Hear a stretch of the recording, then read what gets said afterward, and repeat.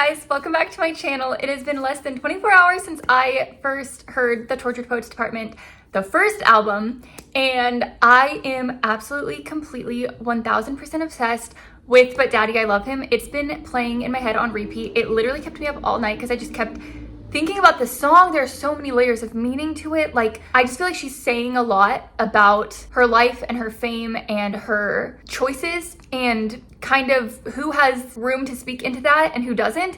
And it's so good. But I didn't listen to the second album because it was already getting really late and I had work at 7 in the morning. So I have some cold brew, macadamia nut cold brew with oat milk, and I'm going to listen to the rest of the album, or the second part of the album. It's basically a deluxe version because it all counts under Tortured Poets. But as soon as I opened my computer, I went to Instagram and I just wanted to read this because I haven't seen it, but it looks like Jack Antonoff posted a Polaroid of Taylor. She looks very unhappy. Oh wait, these look a little bit better. So Jack said, "TTPD is here, my favorite work we have made together, made in the most wild, unhinged moment, all the pain distilled in this album and all the laughter that came out of it.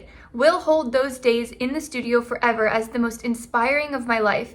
I adore this album and the way it came together. Tortured Poets Department forever. Number 1, The Day We Made Down Bad." Oh, The Day We Made Down Bad. Oh, that was, yeah.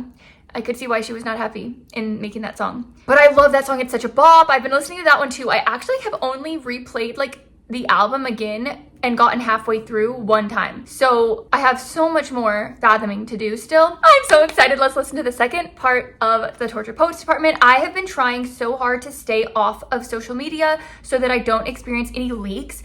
And what do you know? The two people that I like never would have expected to listen to this album decided to call me today and tell me. My mom called me this morning and she was like, "Oh my gosh, have you heard this one song? I think like Taylor wrote it about Kim Kardashian." And I'm like, "Oh my God, I've literally been staying offline to not have spoilers." And she's like, "Oh, sorry." But I told her to go listen to But Daddy, I Love Him. And then my brother called me and he said that there's another song that people are saying sounds similar to an Olivia Rodrigo song, which I just think is so annoying. I don't like the comparison because I feel like it overshadows the art. And that's another thing that I really wanted to say. As I was talking to my mom this morning, I was basically kind of recapping the first part of this album, saying I was just like, it's so good, but I was just really surprised. Like, I didn't think a lot of it was actually about Joe. It seemed like much more of it was about Maddie Healy than we anticipated. And then my mom's like, "Well, are the songs good? Because like, I don't even really care about that." She's like, "I don't really follow the love life." And I'm like, "Oh yeah, every song is absolutely incredible. You're gonna love every song." And I feel like that's just important to say and like preface, is that while I do find more meaning in the lyrics by understanding like what Taylor was going through and what it meant to her, I find that I can relate to it and apply it to my life, but I also enjoy understanding what it meant to her and applying it to her life, because I feel like that just creates so much more depth and nuance, and it actually makes me realize how much smarter she is by the way that she creates these things. However, I do think it's important to say that like the music comes first, and the art that she's creating out of her experiences is what I think should be celebrated and talked about and praised and discussed far more than the relationships that she was in, if that makes sense.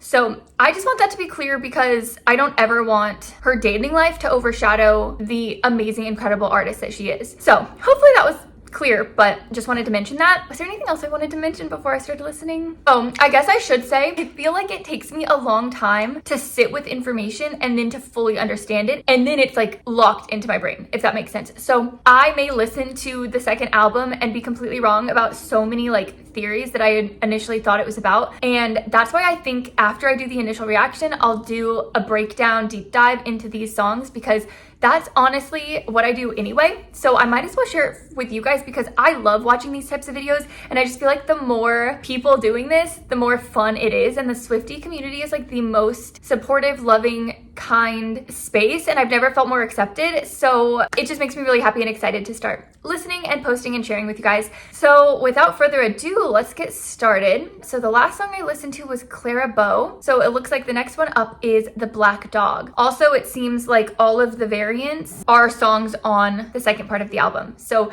that's really exciting, because I'm an idiot and I didn't even really think about this, but I ordered the vinyl for the Manuscript because I loved that picture, like the main picture of the album. And then my brother was like, you don't have a record player. What are you gonna do? And I was like, what do you mean? I'm gonna use it for decor. It's like beautiful. And he's like, but you're not gonna be able to listen to it. And then I realized, oh yeah, how am I gonna listen to the song, the Manuscript, if the only way to listen to it was through like the vinyl record player that I didn't have? But I was like, I would rather buy merch and more vinyl variants than invest in a record player right now.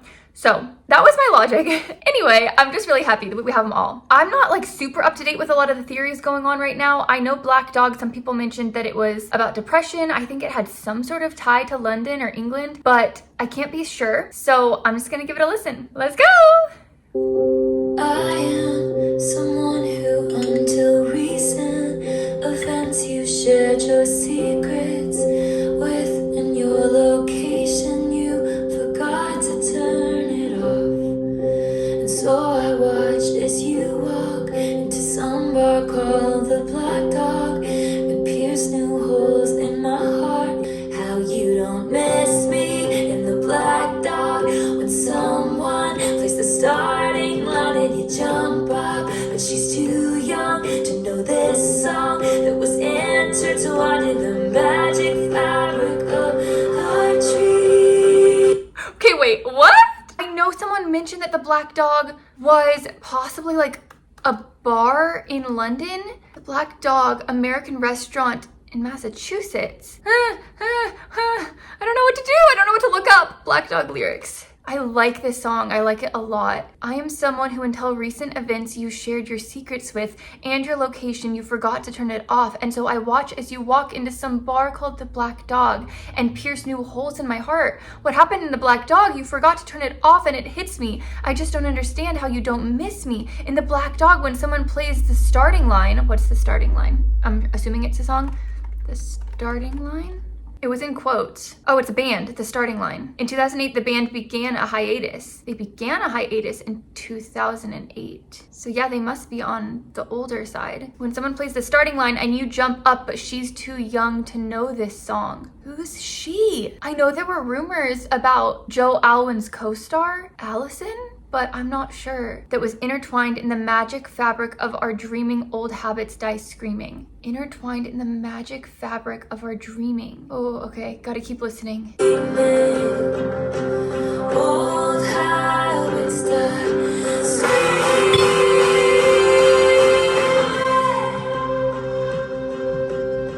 That was aggressive. I move through the world with the heart broken.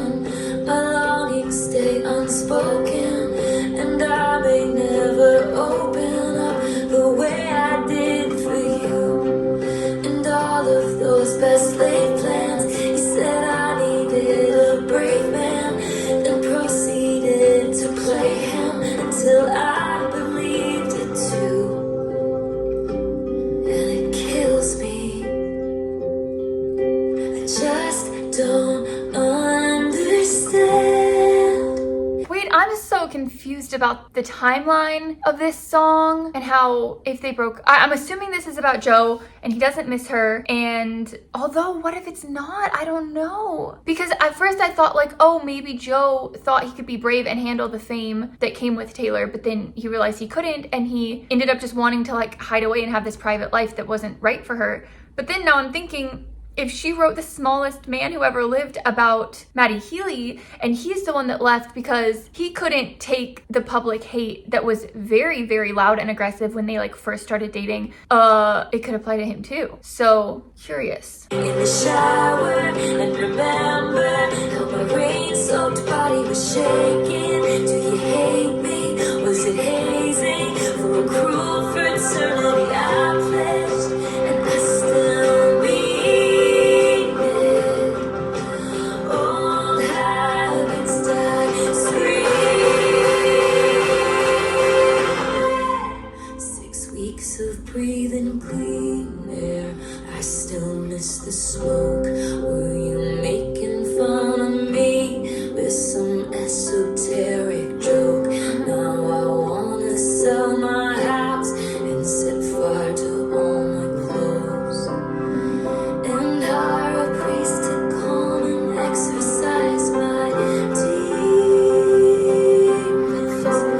Even if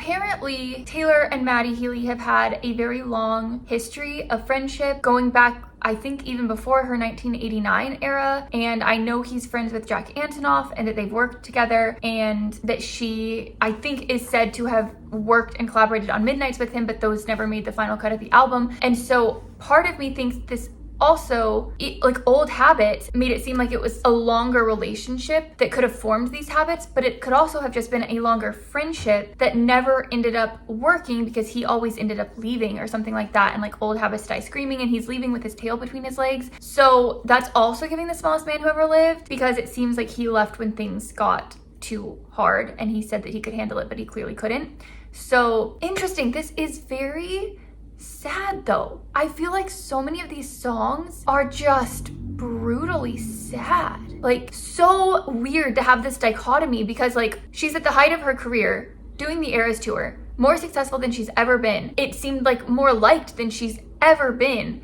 And yet for this brief moment in time, it seems like she was so depressed, so unhappy, functioning alcoholic, and, you know, smiling on stage in her outfit, but like, inside she's so depressed and unhappy, crying at the gym. It's just so interesting. And obviously, like, we know this, that celebrities can put on a certain front and not let us know the deepest things that are going on inside of them. One of the reasons we love Taylor so much is that we get that information through her songs, but it's also important to know, and let me look up her Instagram because that's what I originally tried to do, but it seems like when she releases these types of songs, it's when she's already feeling better. She's already pretty much almost out of the depression when she starts writing about it, because that gives a little bit of like reflection time and hindsight. But she had posted last night on her Instagram, and I thought it was like an important thing to note. Oh my God, wait, have I missed these posts? And so I enter into evidence my tarnished coat of arms, my muses acquired like bruises, my talismans and charms, the tick, tick, tick of love bombs, my veins of pitch black ink, all's fair in love and poetry. Sincerely, the chairman of the Tortured Poets Department.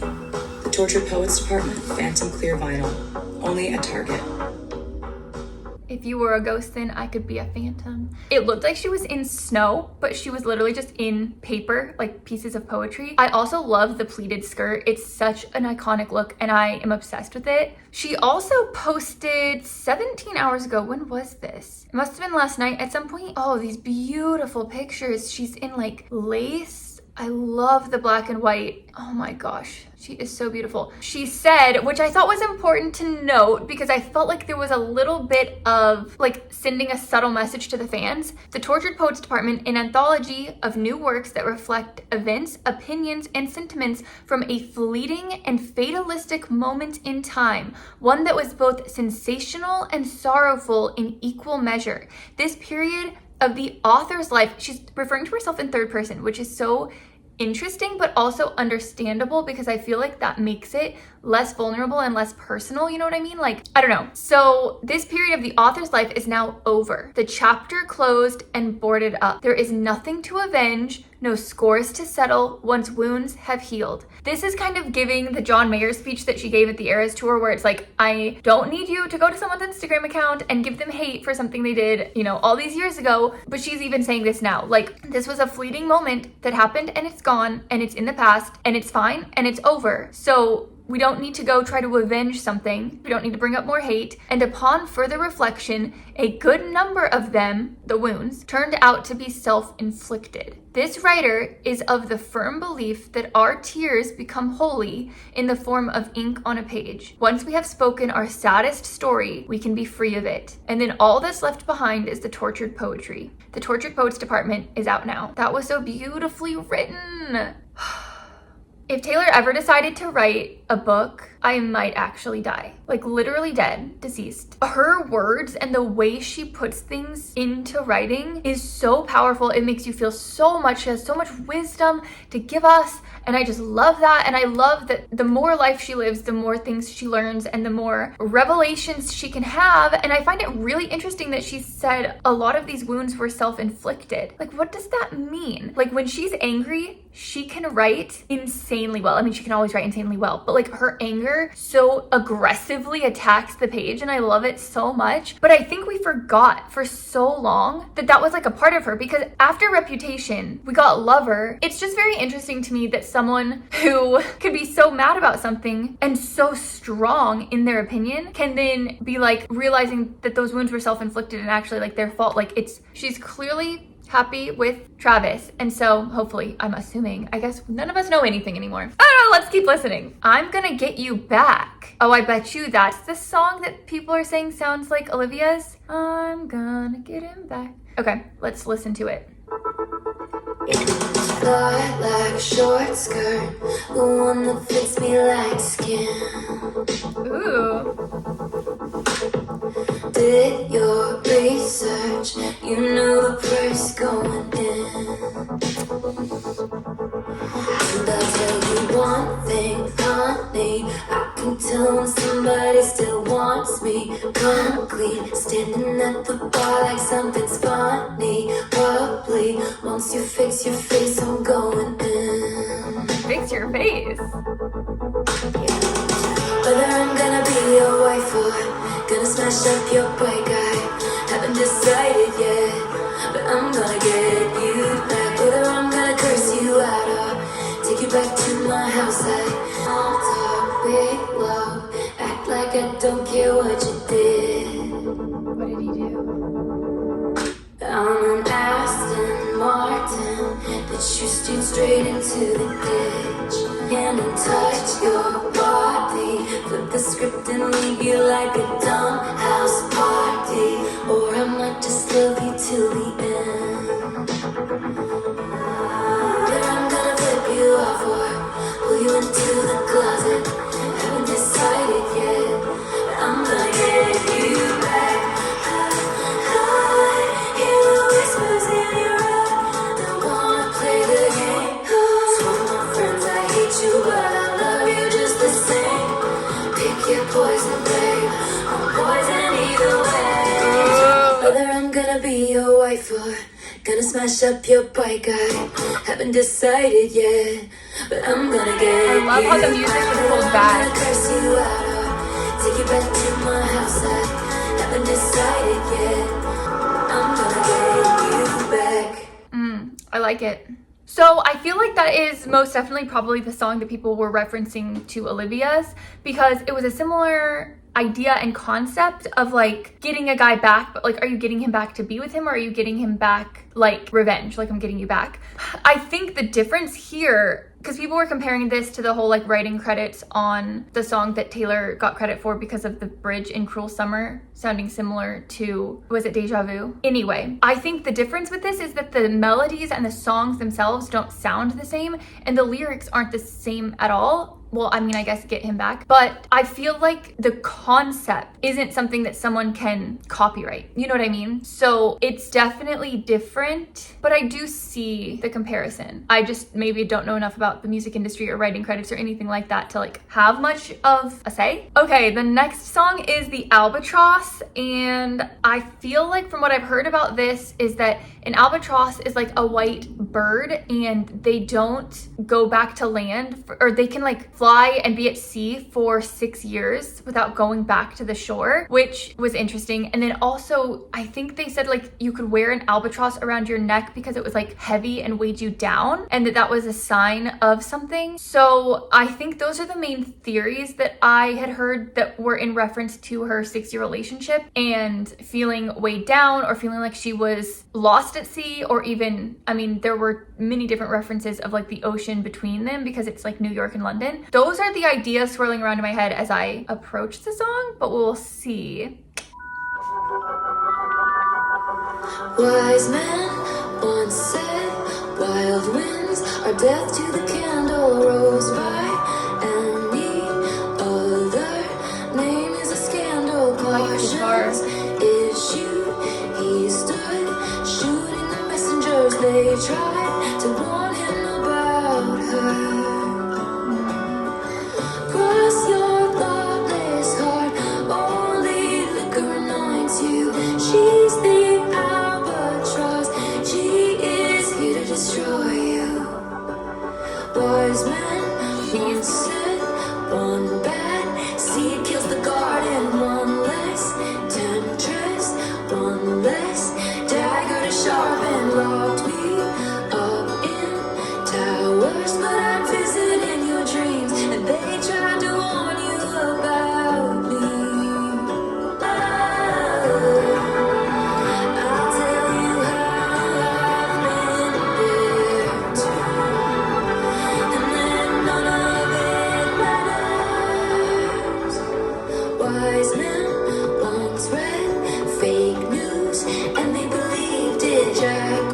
I just have to hold on, pause it. I need to read this bridge. It says, and when that sky rains fire on you and your persona non grata. That sounds like Latin or something. Persona non...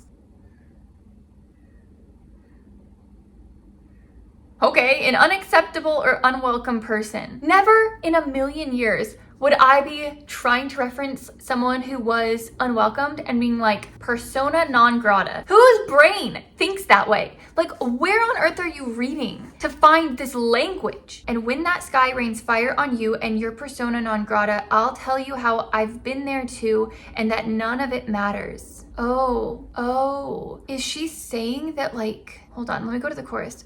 It almost sounded like she was saying, like, there's gonna be fire raining down on you because you knew who I was and I was the Albatross, and maybe because they're breaking up, there's gonna be fire raining down on him and he's gonna feel like he's not welcomed in the Swiftie universe anymore because how quickly people were about to turn on Joe. And then she's gonna say that she's been there too. Cross your thoughtless heart, only liquor annoys you. She's the Albatross, she is here to destroy you. Devils that you know raise worse hell than a stranger. She's the death you chose. You're in terrible danger. That is so true. Every guy that Taylor dates, she's like, they know that I write songs for a living, so why are they confused? Wise men once read fake news and they believed it. Goals, raise their goals. You couldn't conceive it. You were sleeping soundly when they dragged you from your bed, and I tried to warn you about them. So I crossed my thoughtless heart, spread my wings like a parachute. I'm the Albatross.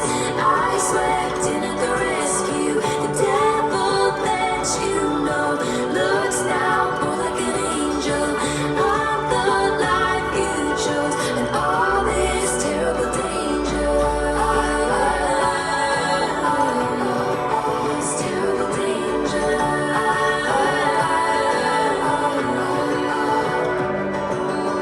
So I saw thoughtless heart. If she's the Albatross, she is here to destroy you.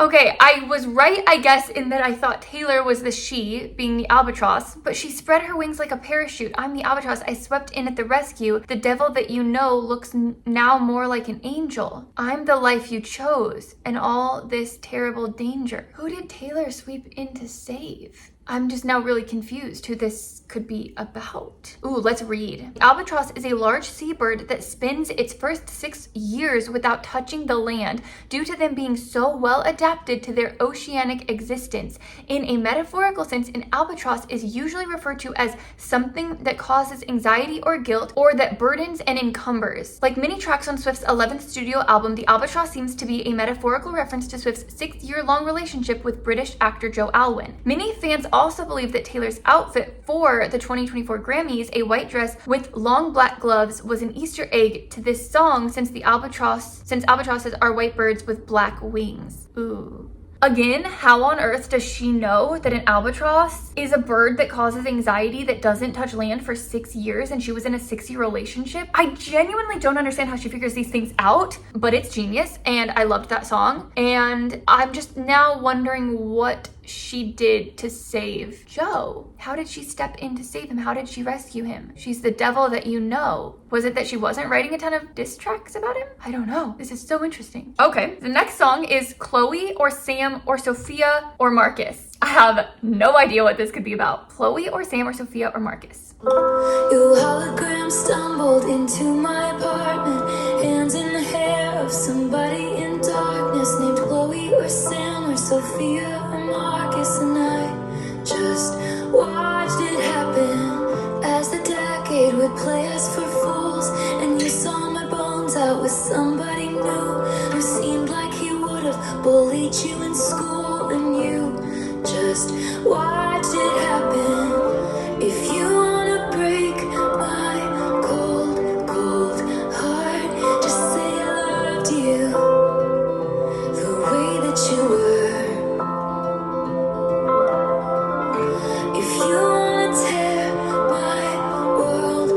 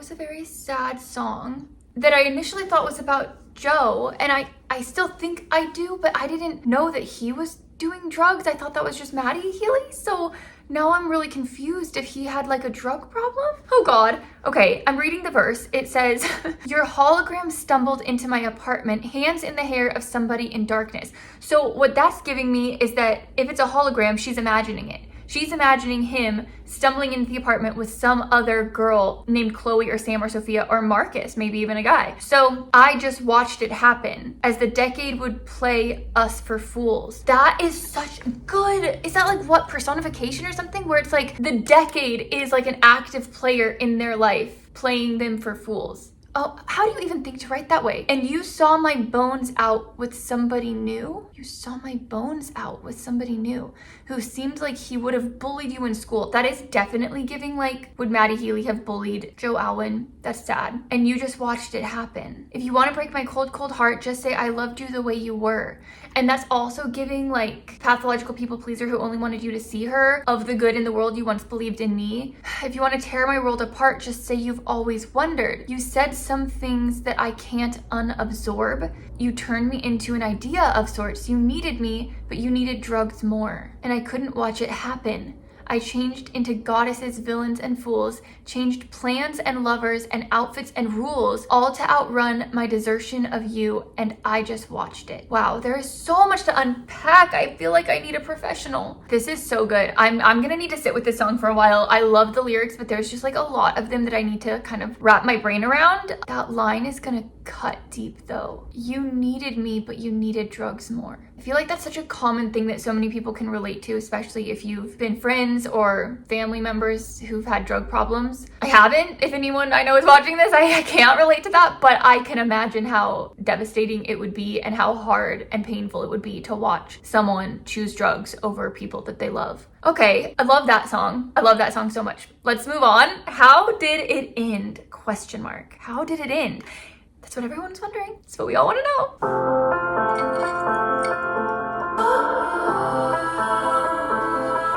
We hereby conduct this postmortem.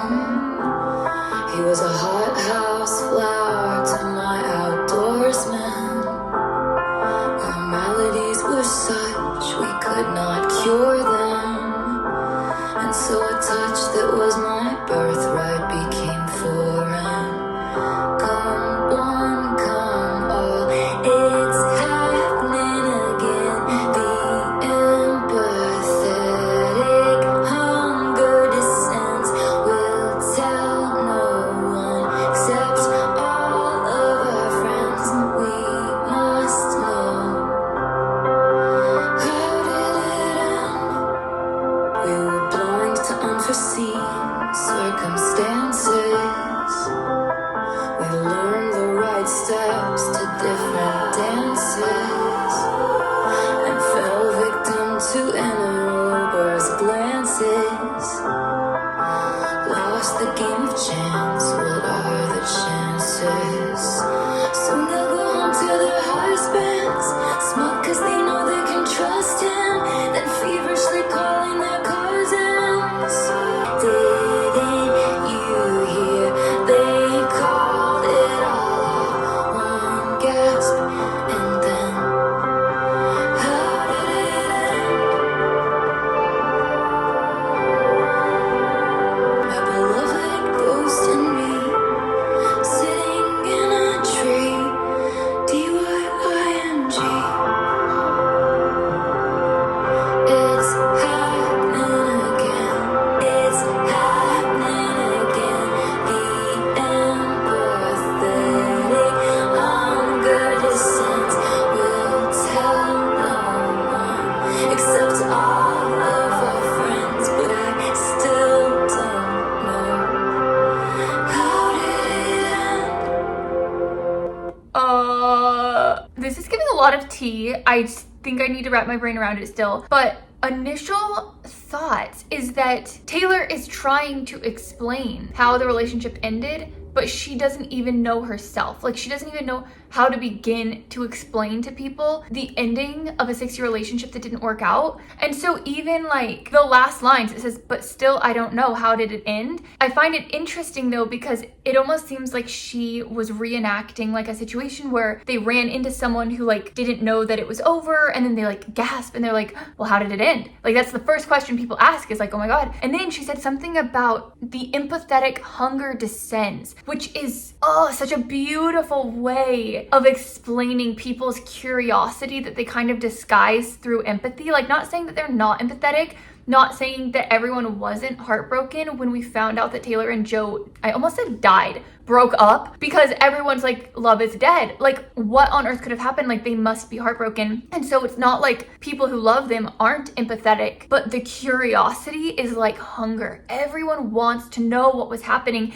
And very interesting is that this almost seems like a way of saying that we're not going to tell the fans what happened, because it sounded like the relationship was dying, but then it's like, oh, it's happening again. How did it end? I can't pretend like I understand. How did it end? Come one, come all, it's happening again. The empathetic hunger descends. We'll tell no one. It literally sounds like they decided we're not going to tell people how it actually ended, which is something I was actually thinking about recently, is that like, I think it's easy when you are exiting a bad relationship that you really don't look back on fondly. It's easy to write a bad negative song about them. But if it's someone that you really, really loved and it just didn't work out, I could totally see them agreeing. Like, I don't even want to write songs about what actually happened, because it is just between us. But we all know Taylor uses songs to kind of process her emotions as well. But I find this just really interesting how she says, the empathetic hunger descends, we'll tell no one except all of our friends, but I still don't know how did it end. Her friends will know the truth. Whatever the mass unfollowing of Joe Alwyn was is very interesting, but it doesn't really sound like Taylor even knows how to fully explain to us how it ended. But I'm sure this is also kind of insinuating that she's not going to tell us how it ended. That's like what I'm gathering so far, but I might need to sit with this. I could be 100% completely wrong, and this could be like the biggest clowning tangent that I just went on, but I actually really find the concept of this song, if it is what I just thought, I think it's so interesting and so mature, and honestly more telling about the relationship, because it's so true. Like, not everyone needs to know about every little detail that happened in your relationship. Wow, that's a good one. Okay, high school. This is the other song that I think I heard people say was about Travis Kelce, which kind of makes sense because their relationship is literally so high school. I am going to love this song. So my theory is that it is a bop, a happy pop song. That is my hope. I need a happy song. I need some lighter vibes going on. So if you know what the song sounds like, send me good vibes. Let it be happy. So high school. I loved high school. I would go back to high school if I could. Oh, it's slow. Oh.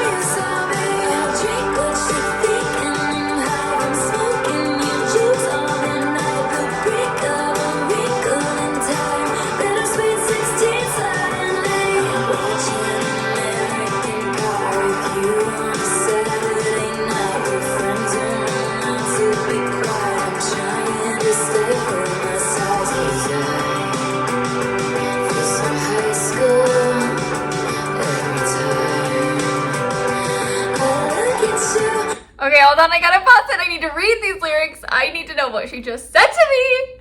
I feel so high school every time I look at you. I want to find you in a crowd just to hide from you.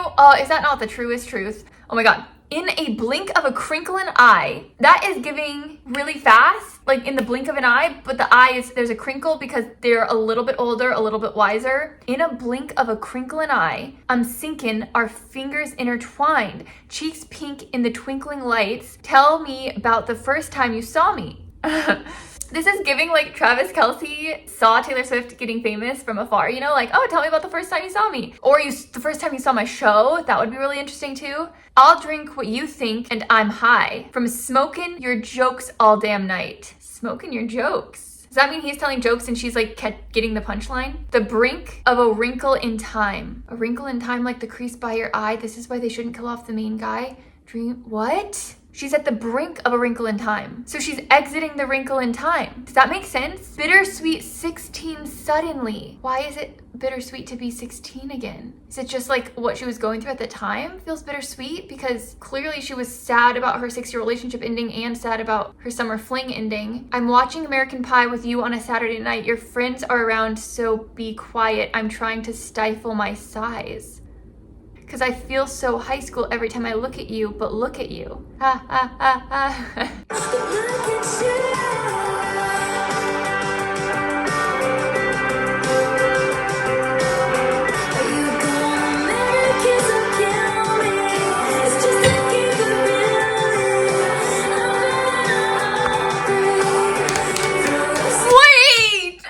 Wait! She has seen the interview. Everyone's seen the interview that Travis Kelce did, where he was literally asked marry, kiss, or kill, and it was Ariana Grande, Katy Perry, or Taylor Swift. I don't know what he picked. What did he pick? Oh my god, I have to find out. Marry, kiss, or kill Travis Kelce. Oh my god, where's the interview? Okay, wait, this is just a headline. Travis said he would marry Katy Perry, kiss Taylor Swift, and kill Ariana Grande, I guess? You're half right. You've kissed Taylor Swift. Wait, okay, hold on. I need to re-listen to this.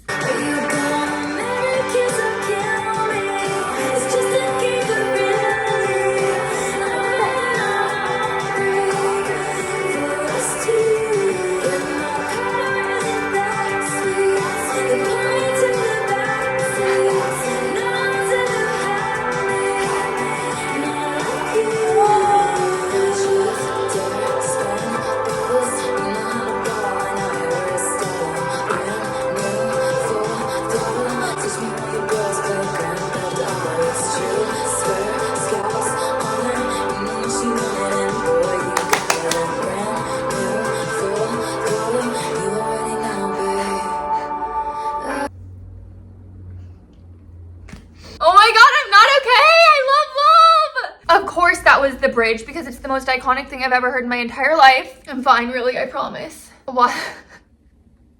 I feel like this song also hits different because I met my husband when I was 15 and we were in high school, obviously. And I was like clearly so obsessed with him and made him like me and then marry me.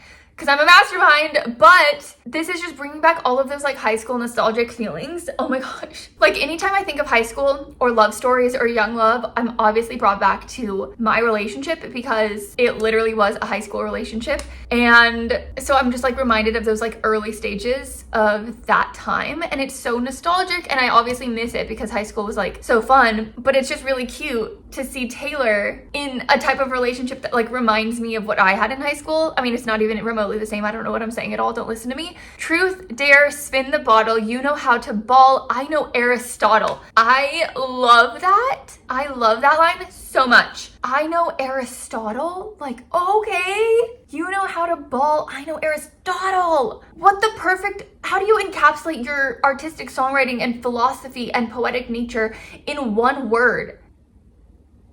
Brand new, full throttle. This is reminding me of when Taylor went to the first game and we all thought they like hard launched the relationship and then they left in that car full throttle with like the roof down. Touch me while your bros play Grand Theft Auto.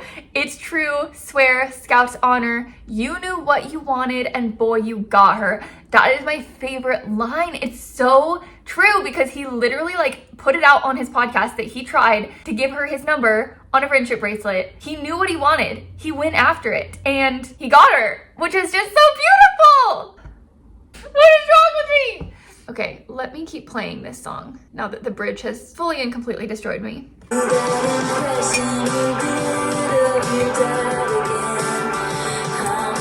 Voices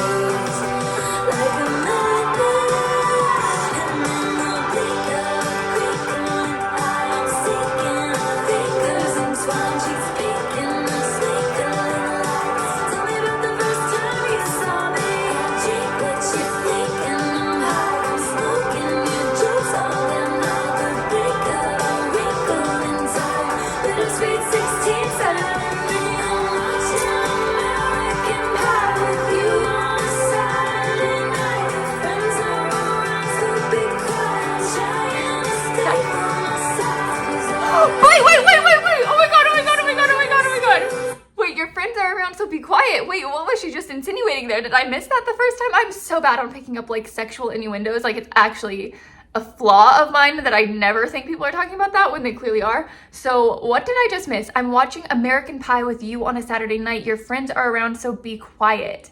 Am I crazy? Am I kidding? Is that like, whatever. I'm trying to stifle my sighs. He's making her sigh, I guess. Because I feel so high school. Every time I look at you, but look at you. I love this song.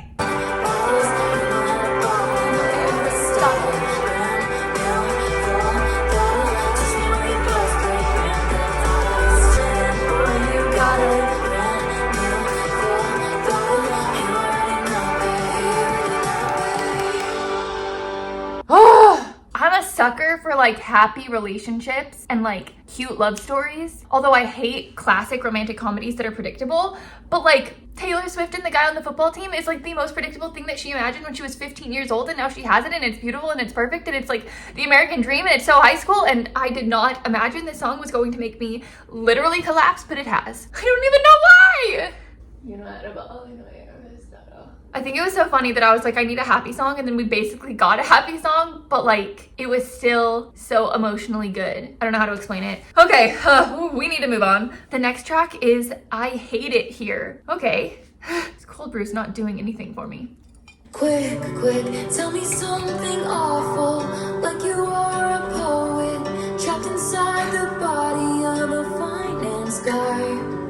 Tell me all your secrets, all you'll ever be is my eternal consolation prize.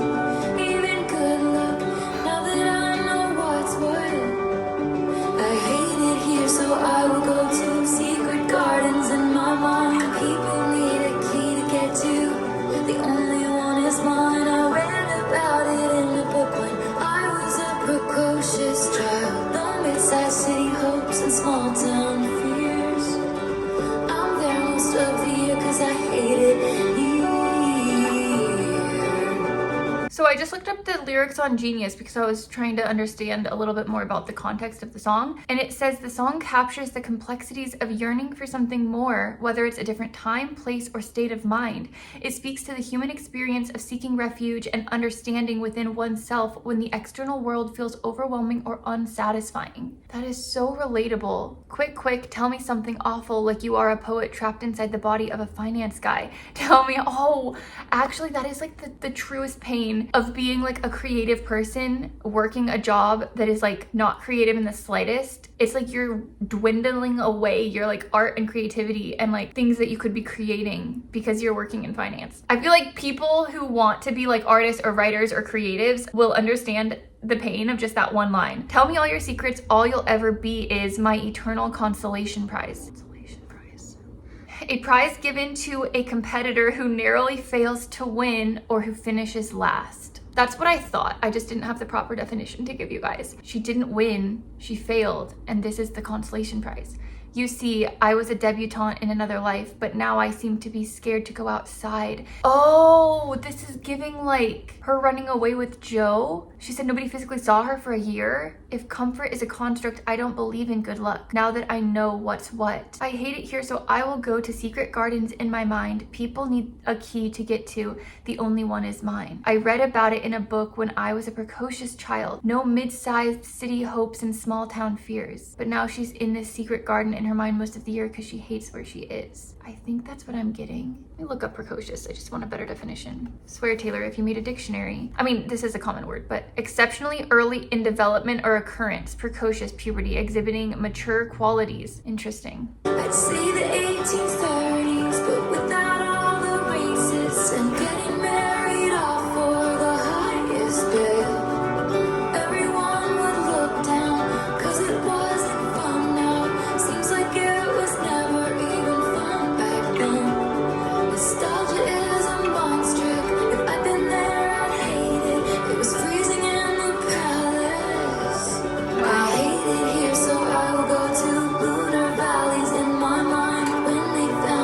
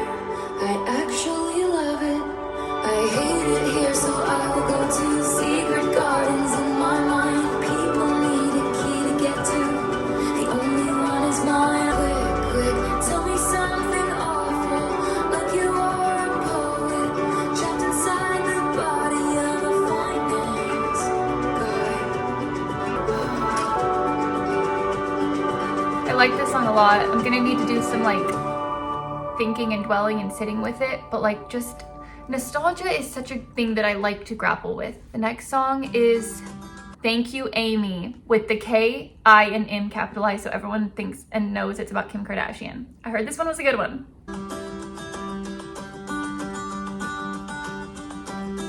When I picture my hometown, there's a bronze spray tan statue of you and a plaque underneath it. What does it say? It threatens to push me down the stairs at our school, and it was always the same searing pain. But I dreamed that one day I could say, all that time you were throwing punches, I was building something. And I can't forgive the way you made me feel. Screamed fuck you, Aimee, to the night sky as the blood was gushing. But I can't forget the way you made me heal. And it wasn't a fair fight or a clean kill each time that Aimee stomped across my grave. Aimee. And then she wrote headlines in the local paper, laughing at each baby step I take, and it was always the same searing pain.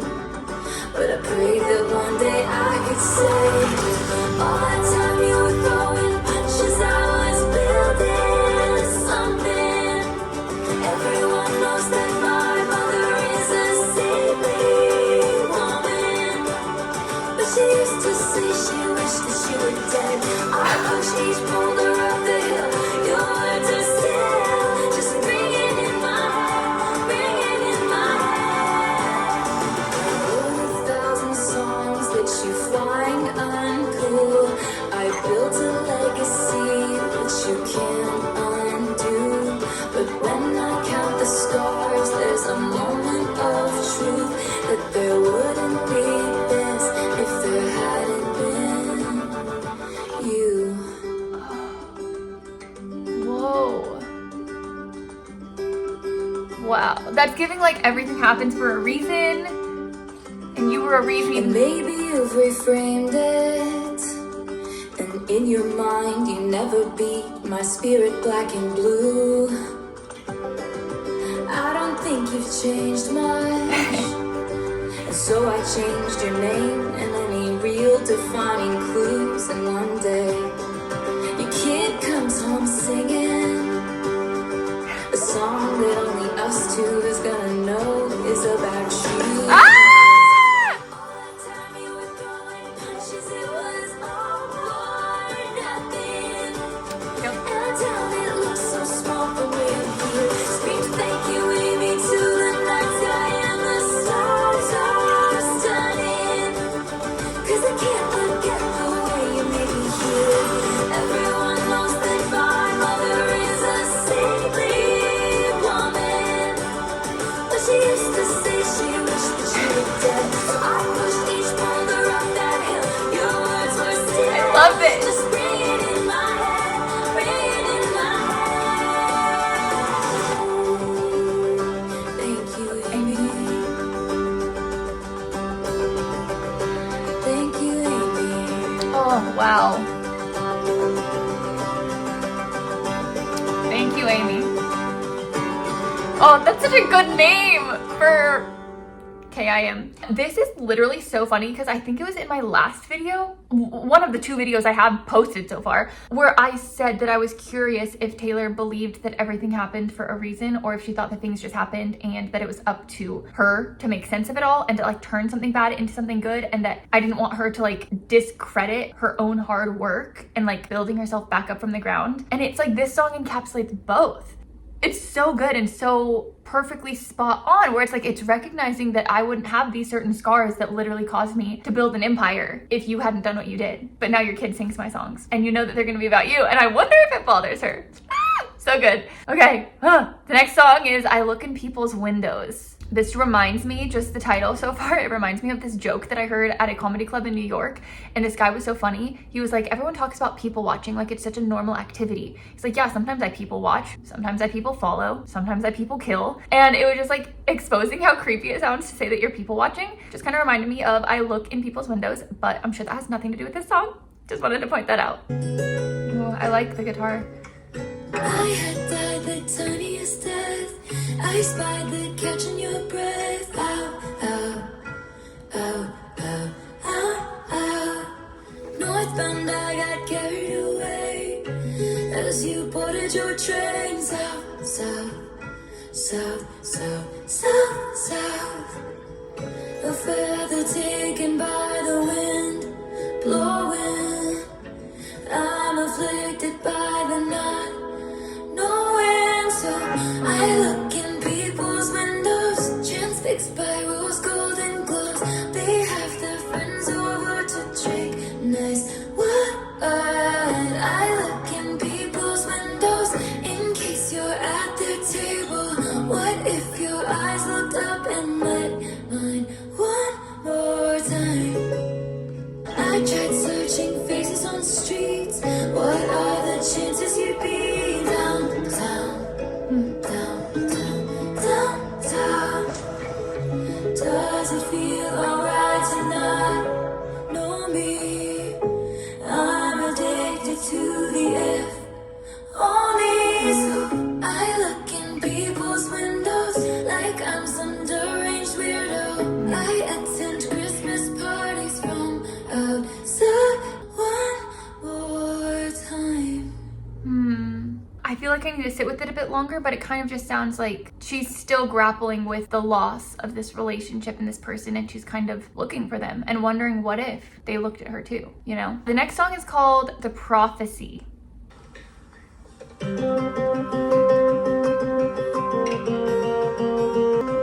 Hand on the throttle, thought I caught lightning in a bottle. Oh, but it's gone again. And it was written, I got cursed like Eve got bitten. Oh, ooh, religious imagery. I love that. Pat around when I get home. I guess a lesser woman would have lost hope. A greater woman wouldn't beg. But I looked to the sky and said, please, I've been on my knees. Change the prophecy. Don't want money, just someone who wants my company. Let it once be me. Who do I have to speak to about if they can redo the prophecy? This is so good. Cards on the table, mind play out like fools in a fable. Oh, it was sinking in, sitting on my knees. Change the prophecy. Don't want money, just someone who wants my company. Let it once be me. Who do I have to speak to about if they can redo the prophecy? And I sound like an infant, feeling like the very last drops of an ink pen. A greater woman stays cool, but I howl like a wolf at the moon. And I look unstable, gathered with a coven round a sorceress table.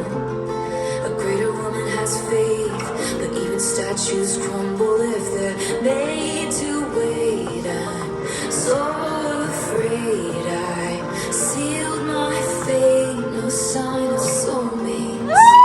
I'm just a paperweight in shades of grayish, spending my last coin so someone will tell me it'll be okay. She was losing hope. She thought she was going to be forever alone. That was the prophecy, and she was wanting it to be changed. She spent her last coin and then she got trapped. Please, I've been on my knees. Change the prophecy. Don't want money, just someone who wants my company. Pretty sure Travis has money too. Not as much as you. I have to speak to about love this song. The prophecy. Top of the list. Oh, I'm a sucker for religious imagery. Do I have to speak to change the prophecy? Hand on the throttle, thought I caught lightning in a bottle, but it's gone again. Sad. But I looked to the sky and said, That is so good. I love that song. Oh, wow. The next song is called Cassandra. I was in my new house placing daydreams, patching up the crack along the wall. I pass it and lose track of what I'm saying, 'cause that's where I was when I got the call. When the first stone's thrown, they're screaming.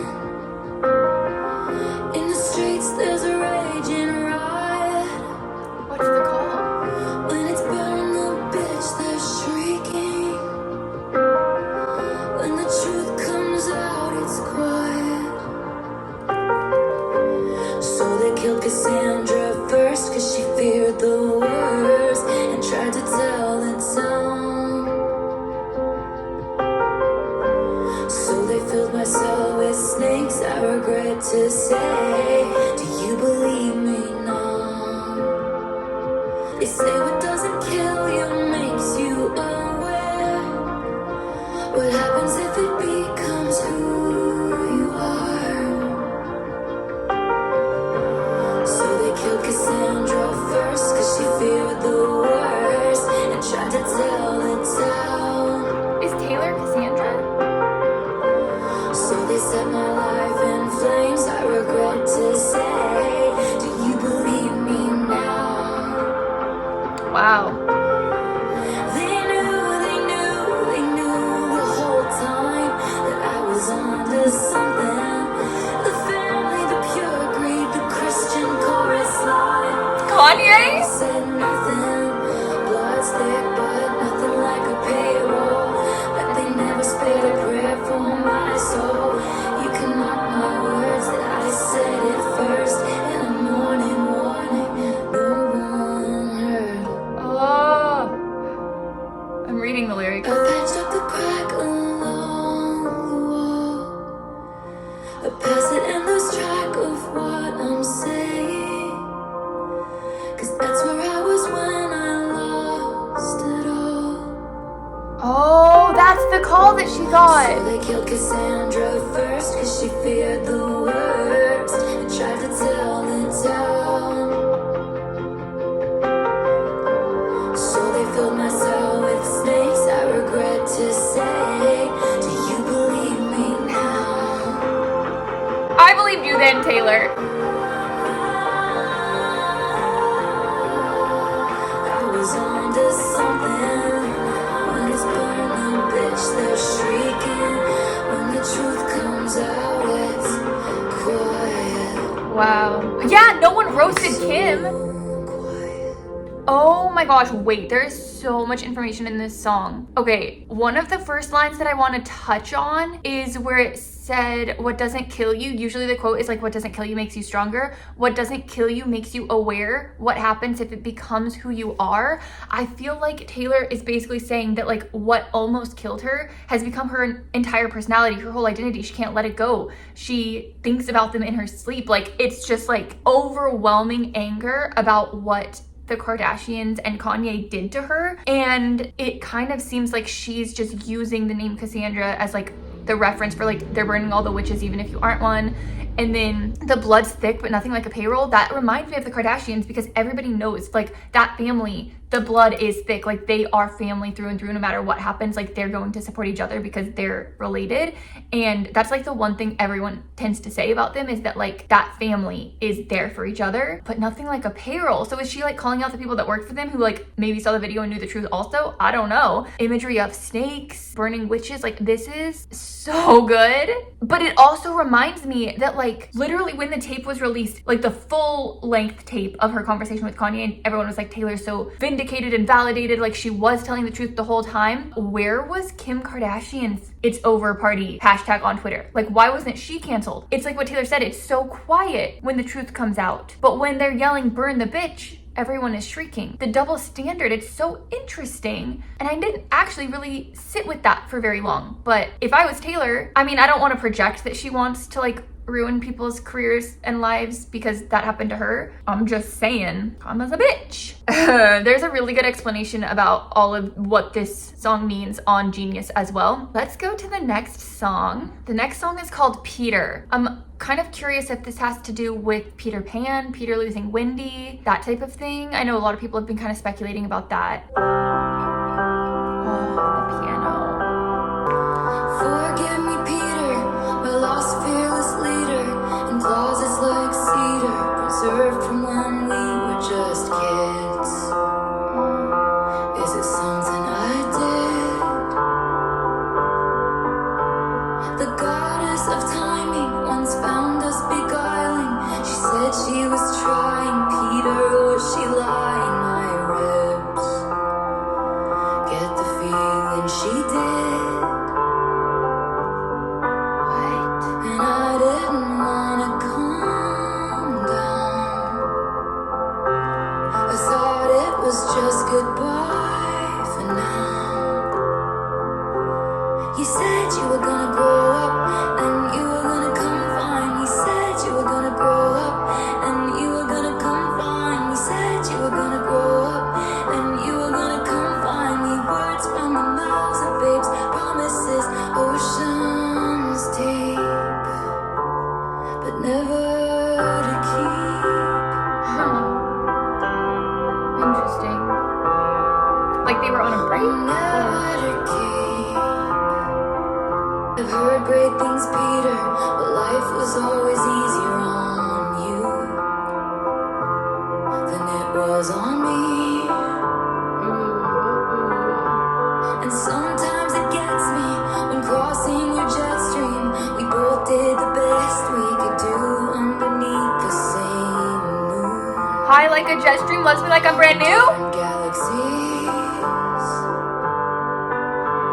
And I didn't wanna hang around. We said it was just goodbye. You said you were gonna grow up. We were just then taking you a were break. gonna come find me. Said you were gonna grow up. Then you were gonna come find me. Said you were gonna grow up.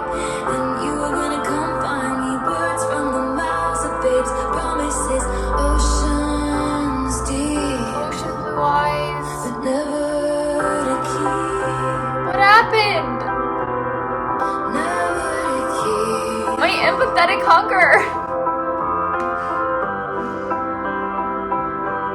And I won't confess that I waited, but I let the lamp burn as the men masqueraded. I hoped you'd return with your feet on the ground. Tell me all that you've learned, 'cause love's never lost when perspective is turned. And you said you'd come and get me, but you were 25 and the shelf life of those fantasies is expired. Lost to the lost boys chapter of your life. Forgive me, Peter, please know that I tried to hold on to the days when you were mine. 25 years old, how are you to know? Oh, dancing with our hands tied. Who sits by the window has turned out. She's not waiting for you anymore. Oh, what? You said you were gonna grow up, then you were gonna come find me. Said you were gonna grow up. You were gonna grow up. Oh, wow. Okay. Oh my God. I have a lot of fathoming to do about that song. It's at first listen giving me Joe vibes. There's a lot of references about the ocean and about 25 years old. Ooh, 25, like Peter losing Wendy. I need to think on this one for a while, but I really like the song. Every song is so good. I need to sit in the dark and listen to this again when I stop filming. The next song is called The Bolter. By all accounts, she almost drowned, but when when she was 6 in frigid water. And I can confirm she made a curious child, ever reviled by everyone except her own father. With a quite bewitching face, splendidly selfish, charmingly helpless, excellent fun till you get to know her. Funny. Then she runs like it's a race. Behind her back, her best mates laughed, and they nicknamed her the Bolter. Started with a kiss, oh we must stop beating like this, but it always ends up with a town car speeding at the drive one evening. I love the And beat. with the slam of the door, then he'll call her a whore, but she wouldn't be sore. But as she was leaving, it felt like breathing. Oh, All her fucking lives flashed before her eyes. Taylor has a lot of lives. It feels like the time she fell through the ice, then came out alive. It was a cat, wanted her bad, just like any good trophy hunter. And she likes the way it tastes, taming a bear, making him care, watching him jump, then pulling him under. And at first blush, this is fate, when it's all roses, portrait poses, Central Park Lake and tiny rowboats. Oh, I've been there. What a charming Saturday, that's when she sees the littlest leaks down on the floorboards, and she just knows she must The walk. ship was going down. Started with a kiss, oh we must stop beating like this, but it always ends up with a town car Illicit affairs? at the drive one evening. And then with the slam of a door, then he'll call her a whore, but she wouldn't be sore. But as she was leaving, it felt like breathing. He called you a whore? All her fucking lives flashed before her eyes. It feels like the time she fell through the ice. Imagery. Out alive. She's been many places with men of many faces. First they're off to their races, and she's laughing, drawing aces. But none of it is changing, that the chariot is waiting. Hearts are hers for the breaking. There's escape in escaping. Speeding.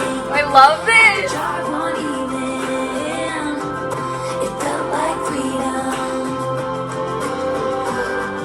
All her fucking lives flashed before her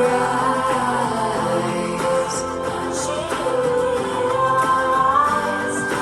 It feels like the time she fell through the ice, then came out alive. Falling through the ice and coming out alive is the most incredible like metaphor pictures you could paint in your head, because like I just feel like when the ice is so cold and you come out, you take that first big breath of air, you're like finally breathing again. So good, so good. The next song is called Robin.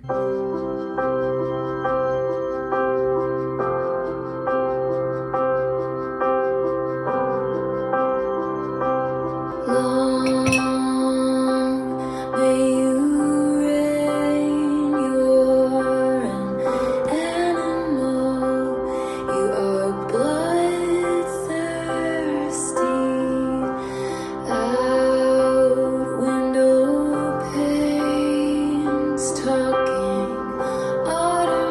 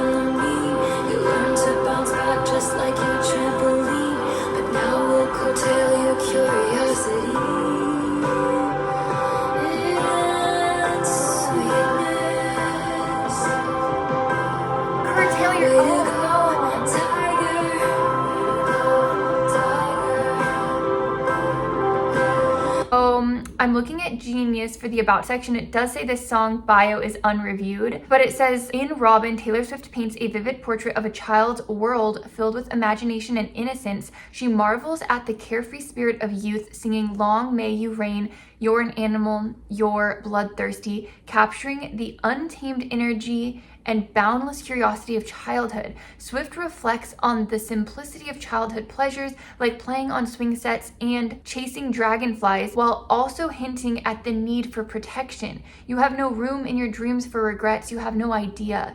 Despite the challenges ahead, she encourages the child to embrace their wildness and lightness, singing Way to Go Tiger, higher and higher, wilder and lighter for you. Though whimsical lyrics and gentle melodies, Swift celebrates the magic of childhood while also acknowledging the need for guidance and protection as the child grows. There's a very melancholy feel to this song. I wonder why it's called Robin. Anyway, that was so good. Now we have the last song. Oh my gosh, it's called The Manuscript. And this is an album closer. So I have so many feelings about what this could be, but maybe like a continuation of Dear Reader. This is The Manuscript. I don't know. Let's listen.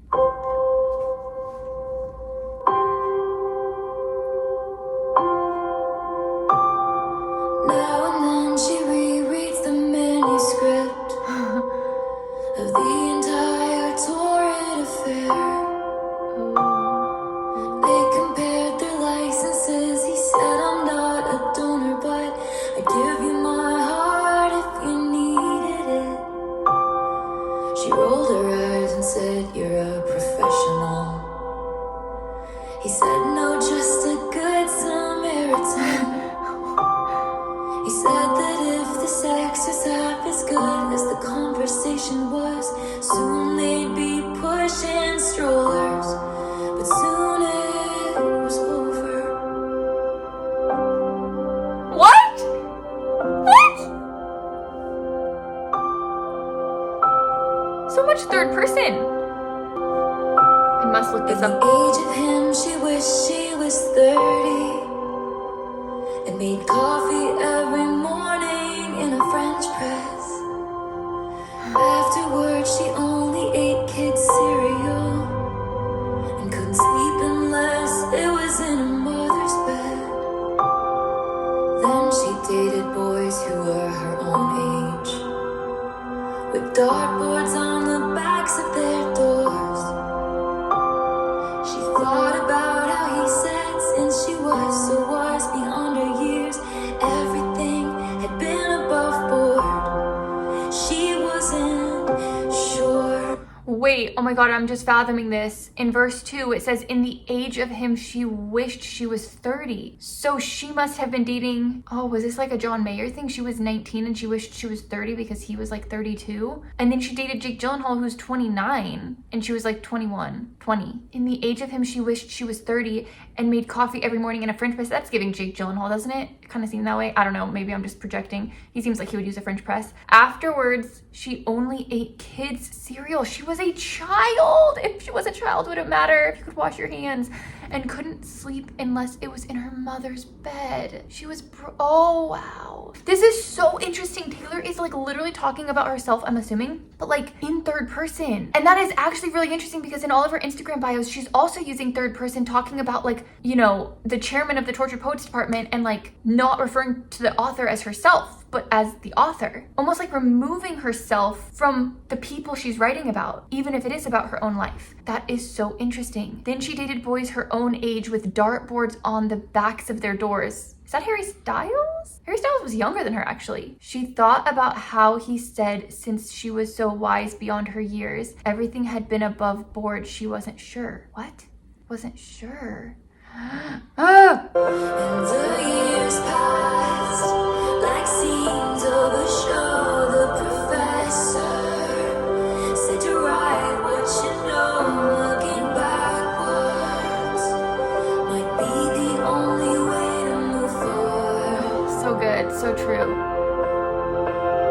Then the actors were hitting their marks, and the slow dance was alive with the sparks, and the tears fell in synchronicity with the score. No more keeping score, now you just keep me warm. And at last,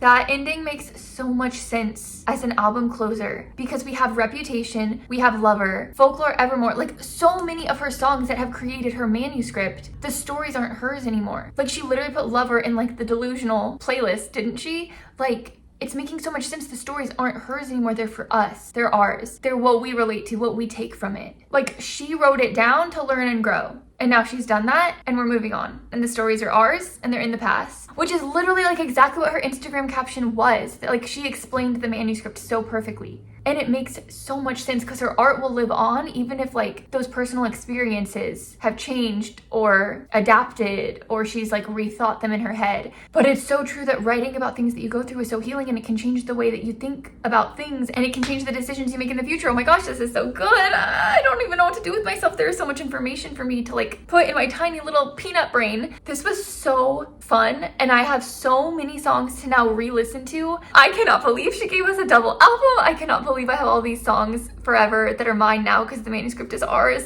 Thank you, Taylor. Okay, I'm gonna go cry in a puddle now. Love you guys. Thanks for watching. Bye.